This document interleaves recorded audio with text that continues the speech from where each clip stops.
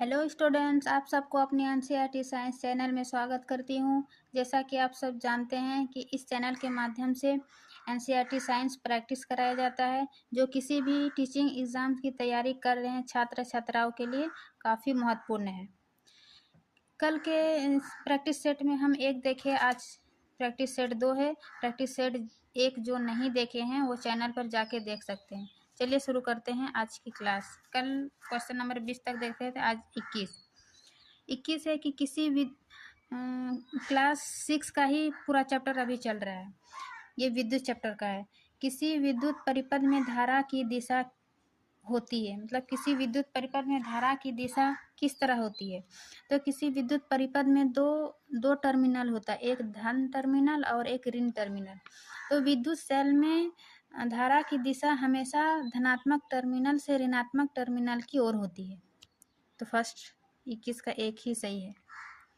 फिर है दूसरा, एक ऐसी सरल युक्ति जो परिपथ को जोड़ अथवा तोड़ सकती है, वह क्या है। मीन्स वह, इसका आंसर होगा स्विच। स्विच क्या है? स्विच एक सरल युक्ति है जो परिपथ को जोड़ अथवा तोड़ सकती है। जैसे हम अपने अनुसार पंखा ऑन करते हैं, बल्ब ऑन करते हैं, तो ये क्या है? एक सरल युक्ति है जो हम अपने अनुसार तोड़ अथवा जोड़ सकते हैं। फिर निम्न कथनों पर विचार कीजिए। क्या स्वतंत्र रूप से लटके चुंबक की दिशा केवल उत्तर की ओर होती है? केवल उत्तर की दिशा की नहीं, उत्तर और दक्षिण दिशा दोनों की ओर होता है स्वतंत्र रूप से लटके हुए चुंबक की दिशा। फिर है सभी चुंबकों के दो ध्रुव होते हैं, चाहे उनका आकार कैसा भी हो। सही, सभी चुंबक के दो ध्रुव होते हैं, जैसे उत्तरी ध्रुव और दक्षिणी ध्रुव। हमेशा चुंबक किसी भी आकार का हो, उसका 2 ध्रुव होता है, तो ये भी सही है। फिर है विरामावस्था में कंपास की सुई सदैव दक्षिण उत्तर दक्षिण दिशा में निर्देशित करता है। सही, हमेशा विरामावस्था में चाहे कंपास की सुई हो या फिर लटके हुए चुंबक, स्वतंत्र रूप से लटके हुए चुंबक है, उत्तर दक्षिण दिशा में को ही निर्देशित करता है। लेकिन यहाँ दिया हुआ है सिर्फ उत्तर की ओर, तो क्या है? सत्य कथन की चयन कीजिए। मीन्स 2 और 3, सी नंबर 2 और 3 सही होगा। फिर है आगे क्वेश्चन नंबर 24। निम्न कथनों 23 के बाद 24। चुंबक अपना चुंबकत्व खो सकता है यदि चुंबक अपना चुंबक का गुण कब खो जाता है, इसका बताना है। जैसे हथौड़े से पीटा जाए, बिल्कुल सही। ऊंचाई से गिराया जाए या फिर गर्म करने पर, इन तीनों के क्रिया से चुंबक अपना चुंबकत्व गुण खो देता है। इसका पूछ रहे हैं निम्न कथन में कौन असत्य है। जब ये तीनों से चुंबक अपना गुण खो देता है तो उपरयुक्त में से कोई नहीं इसका आंसर होगा। तो आखिर चुंबक को कैसे उसका रख रखाव अच्छी तरह से किया जाता है, जैसे कि छड़ चुंबक को सुरक्षित रखने के लिए उनके जोड़ों के असमान ध्रुवों को पास पास रखा जाना चाहिए। फिर इन चुंबक के लकड़ी के टुकड़ों से अलग करके इसके सिरों पर नरम लोहे के 2 टुकड़े लगाने चाहिए। इस प्रकार इसका रख रखाव करना चाहिए। लेकिन हथौड़े से पीटने से या फिर ऊंचाई से गिराया जाए या फिर गर्म करने पर अपना चुंबक गुण खो देता है। फिर एक केचुए एक विशेष समय पर ही जमीन से बाहर आते हैं, क्यों? केचुए एक विशेष समय पे ही जमीन से बाहर आते हैं। केचुए कहाँ रहते हैं? जैसे कि जमीन के अंदर छोटे छोटे छिद्र में। तो जब भारी वर्षा होती है, इसका आंसर होगा भारी वर्षा के कारण। क्योंकि जब वर्षा होती है तो वो छिद्र में पानी जम जाता है, भर जाता है, जिसके कारण उसको सांस लेने में वायु नहीं मिल पाता है। इसलिए केचुआ सांस लेने के लिए हम प्राय आसपास देखते हैं कि जब वर्षा होती है तभी केचुए हमें दिखाई देती है। मीन्स वो सांस लेने में उसकी कठिनाई होती है, इस कारण वो छिद्र से बाहर निकल आते हैं। तो कब निकलते हैं? भारी वर्षा के कारण। फिर है सही मिलान करें। मीन्स ऑक्सीजन बंद कमरे में घुटन का अनुभव, नाइट्रोजन जल चक्र हेतु आवश्यक, कार्बन डाइऑक्साइड पौधे में श्वसन हेतु आवश्यक, जलवाष्प मृदा की रोधता बढ़ाने में सहायक। इसका क्या होगा?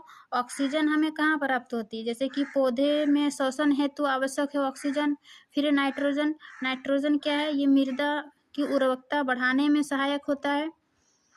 फिर कार्बन डाइऑक्साइड आवश्यक है। कार्बन डाइऑक्साइड मतलब बंद कमरे में घुटन का अनुभव, मतलब कार्बन डाइऑक्साइड कब उत्पन्न होता है। जैसे कि हम अगर बंद कमरे में किसी आग को जलाते हैं तो हमें घुटन महसूस होता है, इस कारण हमें कार्बन डाइऑक्साइड गैस प्राप्त होता है। फिर जलवाष्प, जलवाष्प क्या है? जल चक्र के लिए आवश्यक होता है जलवाष्प। जब तक जलवाष्प नहीं होगा तो जल चक्र नहीं होगा, संघनन क्रिया नहीं होगा। मीन्स इसका आंसर होगा 1 का 3 पौधे में श्वसन, बी नंबर। 1 का 3, बी का 4, सी का 1, डी का 2। फिर है आगे, कवकों के संदर्भ में निम्न कथनों पर विचार करें। कवक क्या है? फंगस। इसका क्या है? इनकी वृद्धि हेतु वर्षा सबसे उपयुक्त है। जैसे कि हम देखते हैं वर्षा के दिनों में सबसे अधिक शैवाल और कवक देखने को मिलता है। मीन्स वर्षा ऋतु में इसकी वृद्धि अत्यधिक होता है, उपयुक्त होता है। फिर ये उन स्थानों पर उगते हैं जो नम और आर्द्र हो। नम में तो होता ही है, लेकिन नम और आर्द्र हो, आर्द्र भी हो और शुष्क भी हो। इसका निम्न कथन, सत्य कथन का चयन करें। मीन्स नम आर्द्र दोनों होता तो इसका सही होता, लेकिन इसका सबसे अच्छा आंसर होगा 1 ही नंबर, केवल ए। क्योंकि फंगस जो है वो मृतोपजी होता है। मृतोपजी जैसे सड़े गड़े पौधे से अपना भोजन प्राप्त करता है, और ये कहीं भी चाहे नम हो, आर्द्र हो, उष्ण हो, वहीं पर ये फंगस ग्रो कर जाता है। इसलिए इसका सही आंसर होगा 1, केवल 1। फिर है घटपर्णी पादप का घटपर्णी पादप उदाहरण है। मीन्स घटपर्णी पादप क्या है? तो घटपर्णी पादप जो होता है ये कीटभक्षी पादप होता है, लेकिन यहाँ इसका आंसर होगा 100% और विषम पोषण दोनों। क्योंकि यहाँ पूछ रहा है घटपर्णी पादप उदाहरण है, यहाँ केवल कीटभक्षी पादप पूछ रहा है। घटपर्णी पादप क्या होता है कि घटपर्णी ये पत्ता ही अपना घड़े का रूप ले लेता है, और घड़े में छोटे छोटे छिद्र पाए जाते हैं जिसमें कीड़े मकोड़े उसमें फंस जाते हैं। और ये अपना ऐसा इसलिए करते हैं क्योंकि ये इसको नाइट्रोजन प्राप्त करने के लिए ये कीड़े मकोड़े को अपने ओर आकर्षित कर लेते हैं घटपर्णी पादप।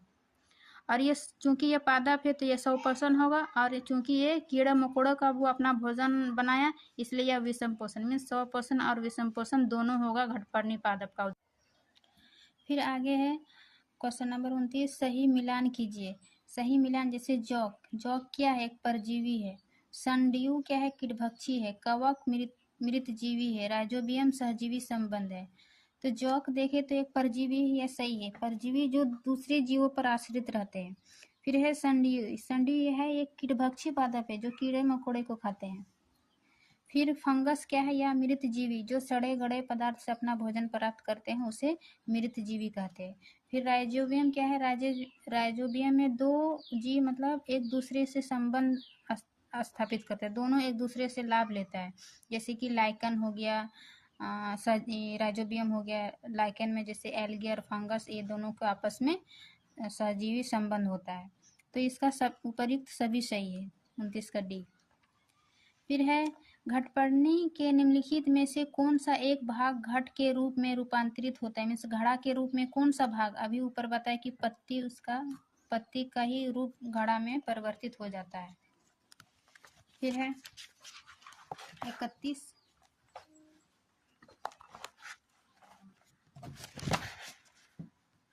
कि पाचन के संबंध में निम्न में से कौन सा क्रम सही है? पाचन के क्रम में 6 क्रम होता है। जैसे कि सबसे पहले हम भोजन का ग्रहण कहाँ करते हैं? मुख में।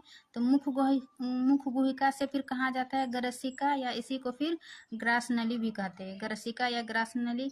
फिर ग्रास नली से कहाँ भोजन जाती है? आमाशय में। फिर आमाशय से क्षुद्रांत मीन्स छोटी आंत में।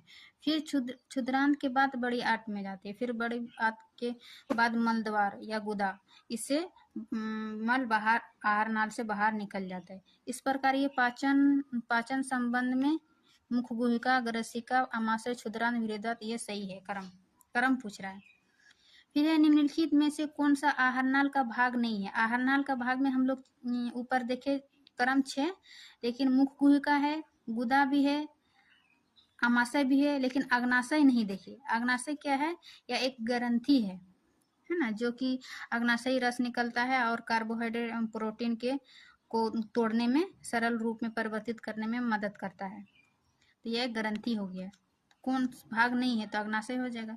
फिर सूची 1 को सूची 2 में सम्मिलित कीजिए। कि दिए गए कूट का प्रयोग करके सही उत्तर दीजिए। जैसे हाइड्रोक्लोरिक अम्ल। हाइड्रोक्लोरिक अम्ल हमारे पेट में क्या करते हैं, या बैड बैक्टीरिया को विनाश करके, मतलब कुछ जो बैड बैक्टीरिया हमारे खाने में आ जाते हैं उसको मारने का काम करते हैं ये हाइड्रोक्लोरिक अम्ल।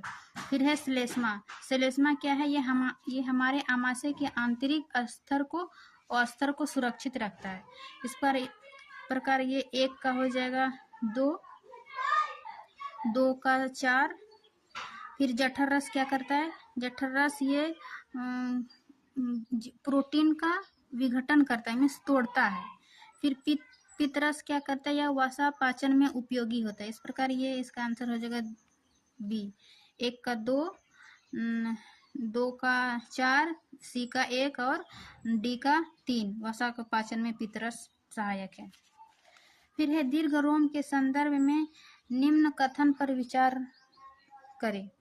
दीर्घ रोम क्या है, जैसे कि यह विरुद्धांत की आंतरिक भित्ति में पाई जाती है। विरुद्धांत मतलब बड़ी आंत में, दीर्घ रोम छोटी आंत में पाया जाता है।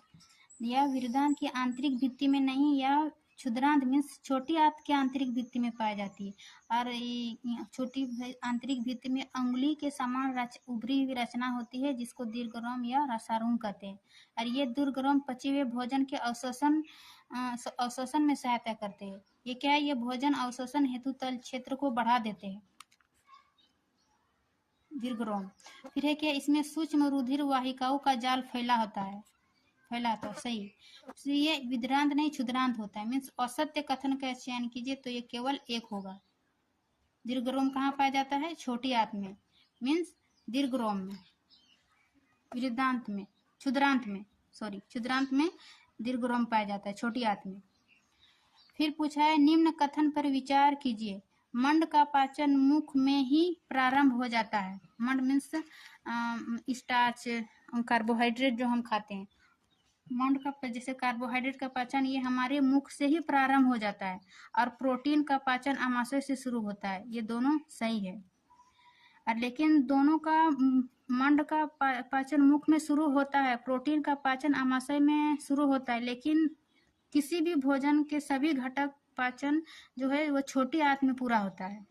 पाचन का पूरा होना छोटी आंत में, लेकिन उसका प्रारंभ अलग अलग, जैसे मंड का मुंह में, प्रोटीन का आमाशय में, इस प्रकार अलग अलग होता है, लेकिन अंत होता है छोटी आंत में। तो इसका दोनों सही होगा, 35 का 1 और 2। फिर है अमीबा में भोजन का पाचन कहाँ होता है। तो अमीबा में भोजन का पाचन खाद्य रिक्तिका में होता है। अमीबा क्या है, ये एक जलाशय में पाया जाने वाला एक कोशिकीय जीव होता है, जिससे कि ये अपने खाद्य कण क्या होता है, ये खाद्य पदार्थ ये अपने चारों ओर एक पाद विकसित कर लेते हैं। जैसे इस टाइप का पाद विकसित कर लेते हैं, और जैसे भी इसके खाद्य पदार्थ इसमें फंस जाते हैं, और यहीं पे इसका पाचन रस स्रावित होने लगता है और अपना पाचन क्रिया समाप्त कर लेता है, और धीरे धीरे ये अपने खाद्य पदार्थ को अवशोषित कर लेता है। तो इसका पाचन कहाँ शुरू होता है, खाद्य रिक्तिका में। फिर है डॉक्टरी थर्मामीटर में विभंग माने किंग का क्या लाभ है। तो यह क्या करता है, यह पारे के तल को अपने आप नीचे गिरने से रोकता है। डॉक्टरी थर्मामीटर क्या है, यह एक डॉक्टरी थर्मामीटर जो है ये मानव शरीर का तापमान मापने का एक युक्ति है। इसमें सामान्य तापमान कितना होता है, 35 डिग्री से 42 डिग्री सेल्सियस तक होता है थर्मामीटर में। डॉक्टरी थर्मामीटर में 35 से 42 डिग्री सेल्सियस। फिर है 38 नंबर, निम्न में से कौन सही सुमेलित है। जैसे चालन, संवहन, विकिरण। ये क्या है, उष्मा विकिरण का विधि दिया है। 3 विधि से उष्मा का संचारण स्थानांतरण होता है। चालन क्या है, इसमें हमेशा ठोसों में उष्मा स्थानांतरण होता है। जैसे कि एक सिरा गर्म हुआ और धीरे धीरे दूसरे सिरा भी गर्म हो जाता है ना। मतलब किसी वस्तु से गर्म सिरे से ठंडे सिरे की ओर स्थानांतरण होना चालन विधि से होता है। तो ये और फिर है संवहन में वायु एवं जल में उष्मा स्थानांतरण होता है। और विकिरण में किसी माध्यम की आवश्यकता नहीं होता है। जैसे पृथ्वी और सूर्य की किरण हमें डायरेक्ट पृथ्वी पर पड़ती है, तो उष्मा स्थानांतरण हेतु माध्यम की आवश्यकता नहीं माध्यम की आवश्यकता नहीं होती। मीन्स इसका क्या पूछ रहा है, कौन सही सुमेलित है। सिर्फ 3 होगा क्योंकि ये उल्टा दिया है चालन और संवहन का। चालन में सिर्फ ठोस में, संवहन में वायु और जल में। ये 3 विधि उष्मा स्थानांतरण की याद रखिएगा। फिर ये सर्दियों में ऊनी वस्त्र हमें गर्म रखते हैं, क्यों? क्योंकि सर्दियों ऊन क्या है, ये उष्मारोधी है, सही है। इनके रेशे के बीच वायु फंसी रहती है, ये दोनों सही है।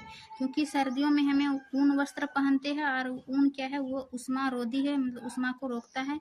और इसके अतिरिक्त ऊन के रेशों के बीच में वायु फंसे रहती है, यह हमारे शरीर को उष्मा को ठंडा में परिवर्तित की ओर विकसित करते हैं।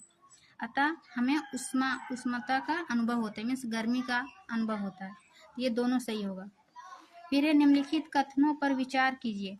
क्या है कि दही, नींबू का रस एवं सिरके का स्वाद खट्टा होता है, ये सही, क्योंकि उसमें अम्ल होता है, अम्ल का स्वाद खट्टा होता है, तो दही नींबू रस क्या है, अम्लीय पदार्थ है। फिर है बेकिंग सोडा, इन खाने का सोडा की प्रकृति अम्लीय होता है, नहीं, खाने के सोडा की प्रकृति क्षारीय होता है, ना कि अम्लीय। फिर है एसिड शब्द की उत्पत्ति ग्रीक शब्द एसियर से हुई है, नहीं, ग्रीक शब्द से नहीं, ये लैटिन शब्द से एसियर से हुई है। तो इस प्रकार ये क्या पूछ रहा है, असत्य कथन। असत्य कथन में 2 और 3 असत्य होगा, सत्य केवल 1 नंबर की खट्टा होता है। फिर है निम्नलिखित युग्म में से कौन सा सुमेलित है।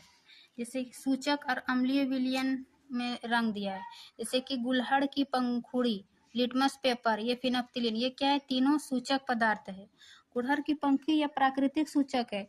ये क्या करता है, मैजेंटा कब उत्पन्न होता है, जब ये अम्लीय विलयन में डाला जाता है, तो ये मैजेंटा मीन्स गहरा गुलाबी, अम्ल में डाला जाता है तो गहरा गुलाबी। और जब इसी विलयन में क्षारीय विलयन में डाला जाता है गुड़हल की पंखुड़ी को, तो ये हरा हो जाता है। अम्ल में गहरा गुलाबी और क्षारीय में हरा। वही लिटमस पेपर क्या है, ये एक प्राकृतिक सूचक है जो अम्लीय पदार्थ को लाल में परिवर्तित कर देता है और क्षारीय पदार्थ को नीला में परिवर्तित कर देता है। और वही फिनोप्थिलीन जो है रंगीन कब देता है, जब यह अम्लीय पदार्थ में मिलाया जाता है तो ये रंगहीन होता है, और जब ये क्षारीय होता है, क्षारीय विलयन में मिलाया जाता है तो फिनोप्थिलीन का रंग गुलाबी रंग का हो जाता है। ये 3 सूचक याद रखिएगा। फिर उदासीकरण अभिक्रिया के बारे में निम्न कथनों पर विचार करें। उदासीकरण अभिक्रिया कब होता है, कि जब अम्लीय और क्षारीय पदार्थ को मिलाया जाता है तो दोनों एक दूसरे को क्या करता है, उसके प्रभाव को कम कर देता है, हीन कर देता है। तो इस प्रकार को उदासीनीकरण अभिक्रिया कहलाता है। तो यहाँ बोल रहा है कि इस अभिक्रिया में सदैव उष्मा निर्मुक्त होता है, सही। उदासीकरण अभिक्रिया में हमेशा उष्मा बाहर निकलता है। फिर है इसमें निर्मित नए पदार्थ की प्रकृति उदासीन होती है। जब ये इससे उदासीकरण अभिक्रिया में उष्मा बाहर निकलती है तो फिर ये उदासीन कैसे होगा, मीन्स ये इसमें अत्यधिक उष्मा निकलेगा ना, तो ये क्या है, उदासीन प्रकृति नहीं होगी। फिर इस प्रक्रिया में लवण एवं जल निर्मित होता है। उदासीकरण अभिक्रिया में लवण एवं जल निकलता है। इससे सत्य कथन पूछ रहा है, सत्य कथन 1 और 3 होगा। जब ऊर्जा निर्मुक्त होता है तो उसका प्रकृति उदासीन, नए पदार्थ की प्रकृति उदासीन नहीं होगा, वो उष्मा ही गर्म होगा। इस प्रकार ये 1 और 3 आंसर सही होगा। फिर